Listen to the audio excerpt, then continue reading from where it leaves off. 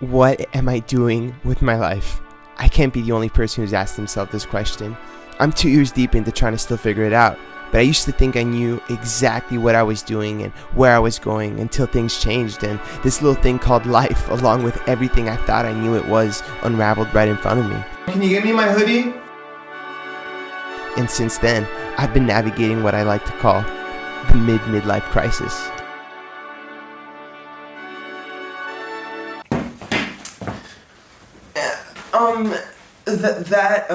That segment, that introduction was filmed 3 months ago. A lot has changed since then. Mainly recently, we're in quarantine. It means staying home as much as possible. But we're in quarantine, and so it just felt disconnected to pursue that cinematic direction that I was previously on. Most of us are stuck in our houses right now. If you choose to ignore that advice, you're putting others at risk too. Yeah. Okay. It brings me back to this place or this season of my life. It's kind of like a self-imposed quarantine that I was on. I hope you're social distancing, by the way. I was social distancing before social distancing was the thing. Not that I have anyone to see specifically. Wow, that was almost 2 years ago. Time goes by pretty quickly. It feels full circle. Where does the sound come from? Is it the ventilators? It brings me back to a point in my life where I call nowhere. Nowhere for me was this place where it was just a loss of direction or any kind of feeling like it's 4 in the morning. You knew where you were going. My day tomorrow will be ruined. Or you knew where you were heading towards. And it'll be for nothing because I remember using this footage. But I mean, it was for the first time. I feel like I might throw up. Being out of bed was like an achievement for me. You know, I guess it lasted maybe 2 or 3 months. Historically, in the narrative of my life, I've always been pretty driven. You know, type A personality, shout out Enneagrams 3. I'm always needing to go on to the next challenge, the next thing, and I went through this moment where I was just like, that was so uncharacteristic of me to feel that way, to be that way. I didn't feel like leaving my bed. Yeah, so I fell asleep last night. Wasn't able to continue. Good morning, my neighbors! I think the real crisis of this quarantine is that there was only Rice Krispies left at the grocery store. Why would you buy Rice Krispies? Oh, baby wants them. You're annoying. You did it on purpose, eh? It's okay. Part of our DNA. It's okay. Solution. I guess what I was trying to say last night, like what I tried to do to fix that, was just do things that would distract me.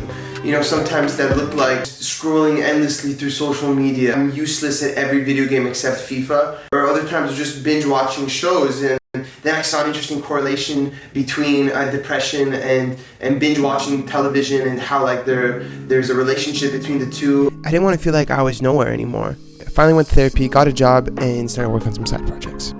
You can distract yourself from your problems, but distracting yourself will never make your problems disappear. Because when questions like "Have you been?" and "What have you been up to?" begin to feel like personal attacks on your life decisions, you willingly practice the art of social distance from anyone just to avoid trying to have to answer them.